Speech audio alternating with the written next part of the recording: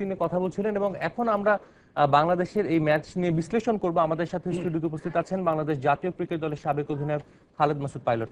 Pilot ভাই, আমরা দেখছিলাম ম্যাচ রিপোর্ট দেখলাম, আমরা এরপর মাশরাফির কথাও শুনলাম, আমাদের সহকর্মীও বললেন অনেক বিষয়। আপনার চোখে আসলে কি মনে হয় যে বাংলাদেশের ব্যাটিং এর সমস্যাটা কোথায় ছিল? যে একটা পর্যায়ে কিন্তু 105 রানে 2 উইকেট খুবই ভালো অবস্থায় ছিল, 1 উইকেট ছিল, হুট করে কোল্যাপস করলো। মানে প্লেয়ারদের তাড়াহুড়ো করতে গিয়ে কি এরকমটা হলো? আমার কাছে মনে হয় রানিং বিডিংয়ে যেটা বলছিলেন রোজ, আমার কাছে মনে হয় যে খুবই আমি বলবো টার্নিং পয়েন্ট ছিল বাংলাদেশ ব্যাক করার পিছনে। আমার মনে হয় যে রান আউটটা, আমি বলবো যে এই রান আউটটা পুরো টিমটাকে কলাপস করে দিয়েছে এবং আমার মনে হয় যে মিডল অর্ডার ব্যাটসম্যানরা যে দায়িত্বটা নেওয়া হচ্ছিল সেই দায়িত্বশীলটা ব্যাটিংটা করে নাই। এবং আমার মনে হচ্ছে খুব ভালো একটা অপরচুনিটি ছিল আজকে। আমার কাছে মনে হয় যে বাংলাদেশ কিন্তু টস জিতেছে, যে ধরনের কন্ডিশন ছিল সকালবেলায় ম্যাচ শুরু হওয়ার আগে বৃষ্টি হয়েছে, ক্লাউডি ছিল, তো সেই মুভমেন্টগুলো বোলাররা কিন্তু পেয়েছে, বোলাররা কিন্তু অ্যাডভান্টেজগুলো নিয়ে নিয়েছে। কিন্তু বাদ বাকিটা দায়িত্ব ছিল 251 কিন্তু চেজেবল স্কোর। এবং পরে দেখলাম যে উইকেটটা খুব ভালো, সবাই কিন্তু ব্যাটে, মাশরাফি পর্যন্ত ব্যাটে লাগাতে পারছিল, সোহানও ভালো ব্যাটিং করছে। বাট আমার কাছে মিডল অর্ডারে একটা বেশ গ্যাপ থেকে গেছে, যে জায়গা থেকে রান আসলে হয়তো ম্যাচ জেতার সম্ভাবনা থাকে। মানে মুশফিকের অভাবটা আজকে কিন্তু আমরা ভালো মতো টের পেয়েছি। অবশ্যই এক্সপিরিয়েন্সের যে আসলে বিকল্প কোনো কিছু নাই আমার কাছে মনে হয়। এবং যখন আমি বলবো যে মাহমুদুল্লাহ এবং সাকিব আউট হয়ে যাওয়ার পরে মোসাদ্দেক আসলো, তারপরে কিন্তু মনে হলো যে একটা আবার সব ম্যাক্সিমাম নতুন প্লেয়ার চলে আসলো, সোহান এবং আজকে তিনজন প্লেয়ারের অভিষেক হয়েছে। তিনজন প্লেয়ার। এইখানে আমি একটা প্লেয়ারের আমি খুব মিস করলাম আজকে, এই জন্যই মাঝে মধ্যে অনেক সিনিয়র প্লেয়ারকে মাঝে মাঝে তুলে রাখতে হয়। আমি বলবো না, নাসির হোসেনের কথা। আমি যদিও সে টিমে নাই, বাট আমার কাছে মনে হয় যে এরকম ঘটনা ঘটতেই পারে, আপনার ইনজুরি হতেই পারে, একটা সিনিয়র প্লেয়ার হয়তো আউট হতেই পারে মানে টিম ম্যাচ থেকে ইনজুরির কারণে। সেইখানে যদি একটা সিনিয়র প্লেয়ার এবং জুনিয়র প্লেয়ার একটা যদি ডেব হতো, তাহলে কিন্তু আপনার জিনিসটা কম্বিনেশনটা সুন্দর থাকতো, যে জুনিয়র প্লেয়ারকে নিয়ে সুন্দরভাবে আবার সিনিয়র প্লেয়ার হ্যান্ডেল করবে। তো সব কিছু মিলে আজকের ম্যাচটা কিন্তু আমার কাছে মনে হয় যে খুবই fantastic. Bowling department, fielding department খুব ভালো ছিল।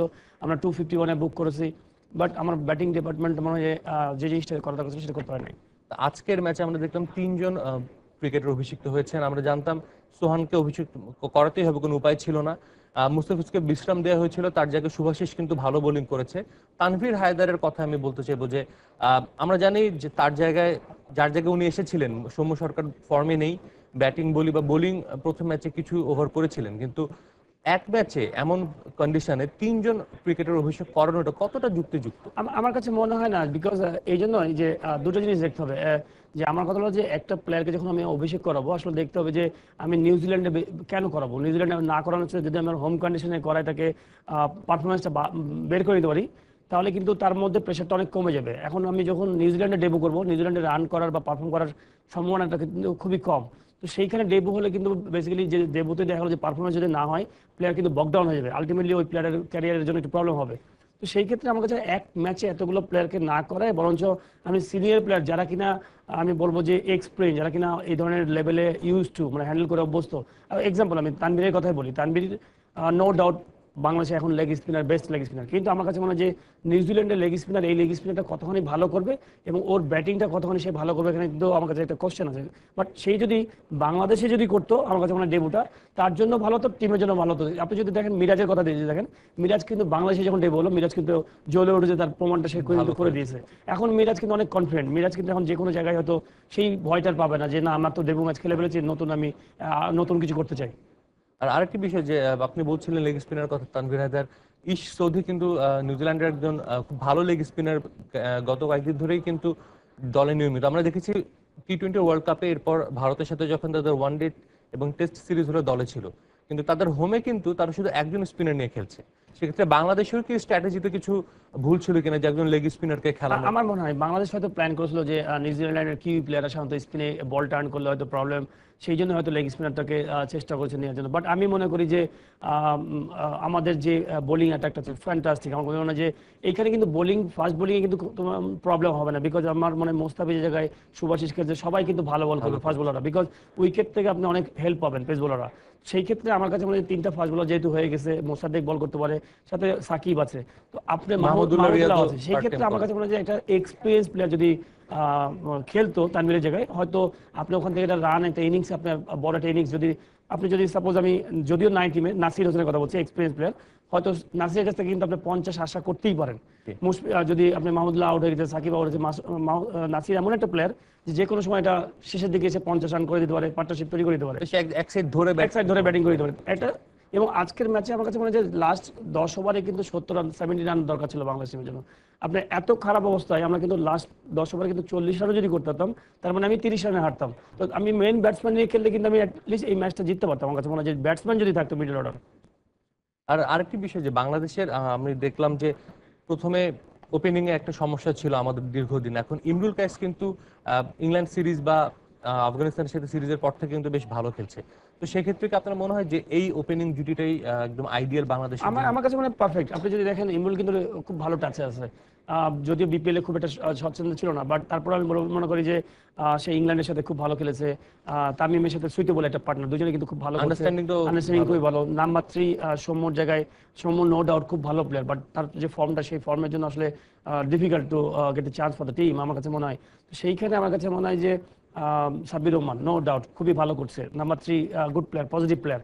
এবং সাব্বির যতক্ষণ খেলে, আপনি যদি দেখেন ইমরুলের সাথে যখন খেলছে, ইমরুলের কিন্তু কোনো প্রেশার ছিল না রানের। সাব্বির নিজেই রান করে দিচ্ছে, 6 মারছে, প্রেশারটা Strike কমে rotate যায়। করছিল। স্ট্রাইক রোটেশন, আপনি যদি রেটটা দেখেন, আপনি সাব্বির কিন্তু স্ট্রাইক রেটটা খুব সুন্দর।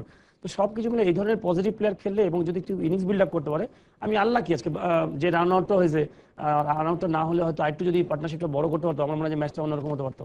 বাংলাদেশের ব্যাটসম্যানকে একটু হালকা ভাবে নিয়ে নিয়েছিল যে আমরা তো এখানে 322 রান করেছি, 252 রান তো তেমন না, কিছু না। হালকা ভাবে এখানে নেওয়ার কিছু নাই। আমার কাছে মনে হয় যে অপোনেন্ট মানে এবং মাশরাফি তো বলেছেন যে আরেকটা দায়িত্ব নিয়ে খেলা উচিত ছিল ব্যাটসম্যান। একটু দায়িত্ব রয়েছে যে যে আউটটা মোসাদ্দেক আউট হয়েছে, আমার কাছে মনে হয় যে দরকার ছিল। খুব সিলি আউট। আপনি যদি দেখেন যে আমি কেবল নতুন নামছি, সাকিবেরও আমরা হ্যাঁ, দেখেছি যে সাকিবেরও যদি তার দেখেন, আগের বলটা হোয়াইট বল হ্যাঁ। ছিল, একই জায়গায় বল দিয়েছে, সে কাট করতে এবং গিয়ে ক্যাচ এই আউট। ধরনের উইকেটে হয় কি, ধরেন আপনি যেমন নিউজিল্যান্ড প্লেয়ারদের যেমন একটা প্রবলেম হয় বাংলাদেশে এসে স্পিন খেলতে, ওরা যখন এসে সব ব্যাটসম্যান চায় যে উইকেটে এসে সেট হতে, সেট হওয়ার পর যে সেট হয় সে কিন্তু লম্বা ক্যারি করে। আমরা কিন্তু নিউজিল্যান্ডের এই কন্ডিশনটা কিন্তু আমাদের জন্য ডিফারেন্ট, এই উইকেটগুলো ডিফারেন্ট।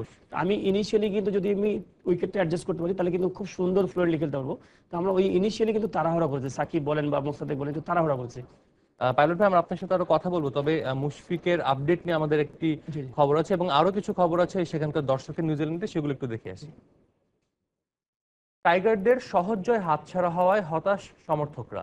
ব্যাটসম্যানরা আরো দায়িত্ব নিয়ে খেললে এমন হার এড়ানো যেত, এমনটাই মত ভক্তদের। তবে তাদের প্রত্যাশা সিরিজের শেষ ম্যাচে ঘুরে দাঁড়াবে মাশরাফিরা। প্রথম দিকে ওরা খুব ভালোই খেলেছে, আমরা খুব চিয়ারফুল ছিলাম, বাট শেষের দিকে মানে 30 ওভারে 5টা উইকেট পড়ে যাওয়াতে আমরা খুব হতাশাগ্রস্ত। But overall they are doing very well. আমরা আর খুশি হইতাম, কারণ এই গেমটা পুরো জিতা গেম ছিল। ফার্স্টে যে খেলাটা হবে আশা করি সেই খেলায় আবার আমাদেরকে তারা খুশি করবে, সেই প্রত্যাশা। আজকে আমরা হলো উইন করি নাই, কিন্তু আমি থিঙ্ক করি আমরা নেক্সট টাইম আমরা হলো জিতবো। হ্যামস্ট্রিং এর ইনজুরি থেকে সেরে উঠতে মুশফিকুর রহিমের অন্তত আরো 10 দিন সময় লাগবে। আজ নেলসনে এমআরআই রিপোর্ট এর পর এই বিষয়ে নিশ্চিত হয়েছে টিম ম্যানেজমেন্ট। ক্রাইস্টচার্চে প্রথম ওয়ানডেতে ব্যাটিংয়ের সময় ইনজুরিতে পড়েন মুশফিকুর রহিম। এরপর ওয়ানডে ও টি-20 সিরিজে তার খেলা অনেকটা অনিশ্চিত হয়ে পড়ে। তবে আজ এমআরআই পরীক্ষা করার পর জানা যায় মুশফিকের চোট অতটা গুরুতর নয়। স্ক্যান রিপোর্টে তার চোট গ্রেড 1 টিয়ার বলে বিসিবির পক্ষ থেকে জানানো হয়েছে। এর মধ্যে তার পুনর্বাসন শুরু হয়েছে বলেও প্রেস বিজ্ঞপ্তিতে জানায় বিসিবি। 26 তারিখে চোট পাওয়া মুশফিকের ম্যাচ ফিট হতে 14 দিন সময় লাগতে পারে। তাই টেস্ট সিরিজে তাকে পাবার ব্যাপারে বেশ আত্মবিশ্বাসী বাংলাদেশ ক্রিকেট দলের ফিজিও ডিন কনওয়ে।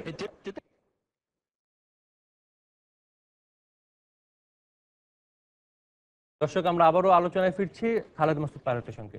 পাইলট ভাই, একটা সুসংবাদ যে মুশফিক হয়তো বা দীর্ঘ সময়ের জন্য আমরা তাকে মিস করছি না, টেস্ট সিরিজে ফিরবে। তো তার আমরা জানি, হয়তো আপনিও জেনেছেন যে 92টি ম্যাচ একটানা খেলেছে সে ওয়ানডে, তারপর আজকের ম্যাচটা মিস করলো।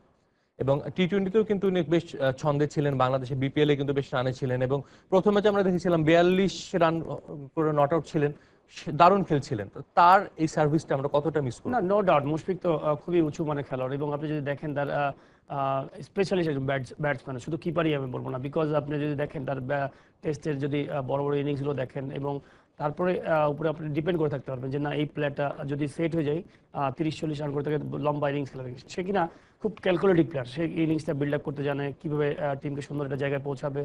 তো তার আসলে আজকে ম্যাচে আপনি দেখলেনই তো যে আজকে ম্যাচে একটু ঘাটতি ছিল আমাদের টিমের মধ্যে, ম্যাক্সিমাম ইয়াং প্লেয়ার চলে আসছে। তো হয়তো যদি মুশফিক খেলতো, হয়তো অন্য একটা ইয়াং প্লেয়ার তাকে নিয়ে হয়তো সে সুন্দরভাবে হয়তো রোটেট করতে পারতো।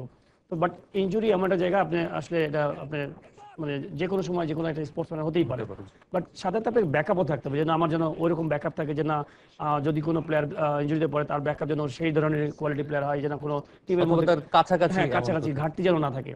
তো আমি আই হোপ যে মুশফিক খুব তাড়াতাড়ি ব্যাক করবে, বাংলাদেশ টিমের জন্য খুব ভালো হবে, বিশেষ করে টেস্ট ম্যাচের জন্য খুবই ইম্পর্টেন্ট মুশফিক, যে লম্বা ইনিংস খেলতে পারে আমাদের ইনিংসের জন্য। টোয়েন্টি ম্যাচ আপনি যে কোনো প্লেয়ারকে দিয়ে আপনি চালিয়ে নিতে পারবেন, মানে ধরেন নতুন প্লেয়ার ডেবু হলেও কোনো সমস্যা নাই, আসবে শর্টস খেলবে, অল্প সময় খেলা, জাস্ট আসবে, মানে কে কত শর্টস খেলতে পারে কাইন্ড অফ, আমি বলবো যে এটা ইভেন্টের মতো, যে আসলো মারলো ধুমধাম কাঞ্চি লাগলো সমস্যা নাই। কিন্তু এইখানে টেস্ট ম্যাচে কিন্তু আপনার বেসিক কিছু প্লেয়ার লাগে যার কিনা স্টেবল, আমি বলবো যে লম্বা ইনিংস খেলতে পারে, বল ছাড়তে পারে। তো মুশফিক সেই ধরনের একজন প্লেয়ার যে উঁচু মানের খেলোয়াড়। আর মুশফিক, আপনি তো দীর্ঘদিন জাতীয় দলে খেলেছেন, একটা বিষয় জানতে চাইবো যে এরকম ইনজুরি থেকে ফেরার পর 14 দিন হয়তো বা তার সময় লাগবে তার রিকভারি করতে, তার রিহ্যাবে, এরপর ফেরার পর মাঠে কতটা চ্যালেঞ্জের, বা এরপর একটা প্রেশারও থাকবে নিশ্চয়ই, সেই যেহেতু টেস্ট ক্যাপ্টেন, টেস্টে যদি ফেরে ডিরেক্ট ক্যাপ্টেনশিপে তাকে ফিরতে হবে, কতটা প্রেশার হবে এবং স্বাচ্ছন্দ্য কি হয় মানে আমার খেলার কাছে সময়? মনে হয় বাংলাদেশ টিমে খুব একটা বেশি প্রেশার নাই প্লেয়ারদের, আমার মনে হয়, বিকজ বাংলাদেশ টিমের কোচ আমি ফ্যান্টাস্টিক কোচ আমার কাছে হাতুরু সিং, বিকজ আমি যতটুকু জানি প্লেয়ারদের কাছ থেকে, বিপিএল এর সময় কাজ করার সময় প্লেয়ারদের সাথে খুব ক্লোজলি কাজ করি এবং প্লেয়ারদের কাছ থেকে অনেক কিছু ইনফরমেশন জানতে পারি যে কোচ কি কাজ করেন। তো সেখানে আমার কাছে মনে হয় যে কোচ কাইন্ড অফ একটা বড় ক্যাপ্টেনের ভূমিকা পালন করে, যে সেই কিন্তু মাঠের বাইরে পুরো স্ট্র্যাটেজি যে থাকে, টিম গেম প্ল্যান, কোন সময় কোন বলটা বল করতে পারে, কোন ফিল্ড প্লেসমেন্ট কি হতে পারে। তো বেসিক্যালি পুরো প্লেয়ারদের কাজটা কিন্তু মোটামুটি হোমওয়ার্কটা সেই করে রেখে দেয় এবং সেটা ইমপ্লিমেন্ট করার চেষ্টা করে প্লেয়ার এবং ক্যাপ্টেন, এবং বাইরে থেকেও সে কিন্তু ওই ধরনের ভালো ভালো ইনফরমেশন পাস করে। তো ফলে হয় কি ক্যাপ্টেনের উপরে ওই প্রেশার থাকে না। আমার কাছে মনে হয় যে মাঠে অবভিয়াসলি ক্যাপ্টেন অনেক ইম্পর্টেন্ট একটা রোল পালন করে ক্রিকেটে, বাট ফিল্ডিং এর সময় খুব ইম্পর্টেন্ট রোল পালন করে। ফিল্ডিং যখন পরিচালনা হচ্ছে, কাকে বোলিং দিবে, কি হবে, কিন্তু ব্যাটিং এ মুশফিক যখন ব্যাটিং করবে সে কিন্তু শুধু ব্যাটসম্যান, তখন কিন্তু ক্যাপ্টেন না। তো আমার কাছে মনে হয় যে অনেক ম্যাচ খেলেছে, এক্সপ্রেস, তার কাছে মনে হয় এই ধরনের প্রেশারই না। পাইলট ভাই, বাংলাদেশের আরেকটি ম্যাচ আছে নেলসনে হবে, এবং বাংলাদেশ কিন্তু সবশেষ 2014 সালের অগাস্টে হোয়াইট ওয়াশ হয়েছিল ওয়ানডেতে। এরপর অনেকগুলো সিরিজ খেলেছে বাংলাদেশ, কিন্তু ম্যাক্সিমাম সিরিজই জিতেছে, শুধু ইংল্যান্ডের সাথে হেরেছে। এখন হোয়াইট ওয়াশের সম্মুখীন বাংলাদেশ, হোয়াইট ওয়াশের সামনে। তো আসলে শেষ ওয়ানডেতে বাংলাদেশের পরিকল্পনা বা স্ট্র্যাটেজি কি না, হওয়া উচিত? সম্ভাবনা কিন্তু আমি খুবই ভালো সম্ভাবনা দেখছি। এরকম উইকেট কিন্তু নিউজিল্যান্ডে কেউ আশা করি নাই যে এত ফ্ল্যাট ট্র্যাক দেবে, যে এখানে ব্যাটিং করা যাবে সুন্দর স্বাচ্ছন্দ্য, এবং বাংলাদেশ টিম কিন্তু খুব স্বাচ্ছন্দ্যে ব্যাটিং করছে, বাট আমরা ইনিংস বিল্ড আপ করতে পারছি না। আই হোপ যে বাংলাদেশ টিম এই ভুলগুলো থেকে ভালো কিছু পজিটিভ কিছু জিনিস নিয়ে আসবে, না এই ভুলগুলো আমরা করবো না, যেমন রান আউটের মিস্টেক বা উইকেটে নেমে তাড়াহুড়া করা। বোলিং ডিপার্টমেন্ট, ফিল্ডিং ডিপার্টমেন্ট তো খুবই ভালো করেছে, ব্যাটিংটাতে আমাদের আরো বেশি মনোযোগী হতে হবে। এবং আজকে আমার কাছে মনে হয় যে ম্যাচটা হারছি আমরা, কিন্তু প্রায় 35 ওভার পর্যন্ত 30 ওভার পর্যন্ত আমরা ম্যাচের মধ্যে ছিলাম, শুধুমাত্র উইকেট আমাদের ক্লাবস করে গেছে। তো এই উইকেটটা যেন না পড়ে বেশি, সেটা মনে রাখতে হবে। এবং হ্যাঁ ঠিক আছে, অন্য কন্ডিশনে গেছি আমরা হোয়াইট ওয়াশ হতে পারি, কিন্তু আমি কতখানি শিখলাম ওখান থেকে, সবচেয়ে ইম্পর্টেন্ট হচ্ছে আমি আমার নিজের ঘরে কনফিডেন্সটা বিল্ড আপ করেছি। নিউজিল্যান্ডের যে কোনো টিমই যে হোয়াইট ওয়াশ হয়, no doubt, no problem, but আমার কাছে মনে হয় যে আমি কতখানি ওখানে অ্যাডজাস্ট করতে পারলাম, কতখানি ভালো কিছু জিনিস নিয়ে আসতে পারলাম, যেন নেক্সট পরবর্তী সিরিজগুলোকে আমি যেন আবার ভালো মতো ইউটিলাইজ করতে পারি। অবশ্যই এমনও কিন্তু হয় যে ওয়ানডে সিরিজটা হয়তো বা বাংলাদেশ খারাপ করলো, কিন্তু টি-20 থেকে ঘুরে দাঁড়ালো, যেহেতু ওখানকার আবহাওয়ার সাথে বা কন্ডিশনের সাথে অ্যাডজাস্ট হয়ে যাবে, সেক্ষেত্রে তো আমরা আশাবাদী হতে পারি যে টি-20 হয়তো বা ভালো কিছু হবে। আমি আশাবাদী খুবই, কারণ বাংলাদেশ টিমের প্লেয়াররা কিন্তু অনেক ট্যালেন্ট, আমাদের তো অনেক স্বল্পতা আছে। আপনি যদি নিউজিল্যান্ডের কোনো একটা প্রভিন্সে দেখবেন যে বাংলাদেশের যে ফ্যাসিলিটিস আছে সেটা একটা প্রভিন্সে তাদের এই ফ্যাসিলিটিস আছে। তো সেই এত বাধ্যতার মধ্যেও আমি বলবো যে আমাদের প্লেয়ার অনেক ট্যালেন্ট, হয়তো আরো 2-1টা ম্যাচ বেশি খেলতে পারলে ডে বাই ডে দেখবেন যে ইমপ্রুভমেন্টের গ্রাফটা অনেক উপর দিকে যাচ্ছে। আর শেষ ওয়ানডের একটু প্রসঙ্গে আবার আসি, যে একদিনের বিরতির পরে নেলসনে শেষ ওয়ানডে, সেখানে কিন্তু নিউজিল্যান্ডের বেশ কয়েকজন ক্রিকেটার খেলবেন না। টিম সাউদি, ট্রেন্ট বোল্টের মতো বোলাররা বিশ্রামে থাকবেন, তাদেরকে টেস্টের জন্য বিবেচনা করা হয়েছে। যেহেতু বাংলাদেশের কিন্তু তাহলে একটা সুযোগ কি থাকবে, যে যেহেতু স্ট্রাইক দুজন বোলার দলের বাইরে থাকছেন, সুযোগ যেমন থাকবে তেমন সুযোগ কমও থাকবে, বিকজ দুটোই ব্যাপার। আপনি যদি রান না করেন, যেমন মাহমুদুল্লাহ 2টা ম্যাচ রান করে না, তার জন্য একটা বাড়তি প্রেশার থাকবে। যে প্লেয়ারগুলো রান করে না তাদের জন্য একটা বাড়তি প্রেশার থাকবে। সাথে আবার এক্সপিরিয়েন্স প্লেয়ার হয়তো নিউজিল্যান্ড টিমে খেলবে না, নো ডাউট খুবই ভালো টিমের জন্য, আমাদের অপোনেন্টের জন্য ভালো। আমি বলবো যে এক্সপিরিয়েন্স প্লেয়ার থাকবে, কিন্তু এটাও চিন্তা করতে হবে এক্সপিরিয়েন্স প্লেয়ার যখন অফ যাবে, নতুন যে প্লেয়ারগুলো খেলতে আসবে তারা কিন্তু কোনো অংশে ছাড় দিবে না। বিকজ আপনি এক্সাম্পল, বাংলাদেশে যখন মিরাজের যখন ডেবু হলো অন্য একটা এক্সপিরিয়েন্স প্লেয়ারের জায়গায়, মিরাজ কিন্তু ছাড় দেয় না, সে তার পারফরমেন্স আদায় করার জন্য, তার টিমে টিকে থাকবার জন্য বা টিমে থাকবার জন্য পার্মানেন্টলি সে কিন্তু ওইরকম বেস্ট পারফরমেন্স চেষ্টা করবে। তো অ্যাজ এ টিম আমি মনে করি যে আমাদের গেম প্ল্যান যেটা হওয়া উচিত, যে আমরা ব্যাটিং ডিপার্টমেন্টে ভালো করছি না, হু আর দ্য অপোনেন্ট আমি দেখার দরকার নাই, আমার যে অপোনেন্টে যে বোলারই থাকুক না কেন আমি ইনিংস বিল্ড আপ করবো, বড় ইনিংস খেলবো, আমি ইন্ডিভিজুয়াল ইনিংস খেলবো বড়, এবং টিমকে একটা সুন্দর জায়গায় নিয়ে যাবো।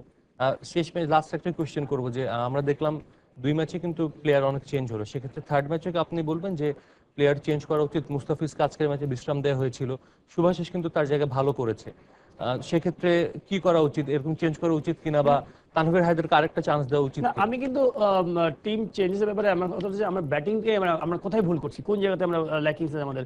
আমাদের যদি তিনটা ডিপার্টমেন্ট দেখা যায়, বোলিং, ফিল্ডিং এবং ব্যাটিং, তো তিনটা ডিপার্টমেন্টের মধ্যে বোলিং এবং ফিল্ডিং কিন্তু আমাদের মোটামুটি ভালো, ওভারঅল যদি নিউজিল্যান্ডের কন্ডিশন আমাদের ভালো।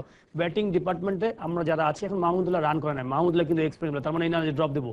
তো আমি মনে করি যে এই প্লেয়ারগুলো থেকেই আপনার কাছে বেস্ট জিনিসটা বের করে নিয়ে আসতে হবে, যে না ঠিক আছে, যেটা হওয়ার হয়ে গেছে, এখান থেকে আমরা এখান থেকে ব্যাক করতে চাই।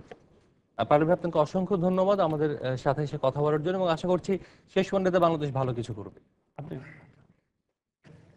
দর্শক, আমরা তখন কথা বলছিলাম বাংলাদেশ জাতীয় ক্রিকেট দলের সাবেক অধিনায়ক খালেদ মাসুদ পাইলটের সঙ্গে, এবং বাংলাদেশের আজকের যে ম্যাচটি ছিল, এই ম্যাচে আসলে বাংলাদেশ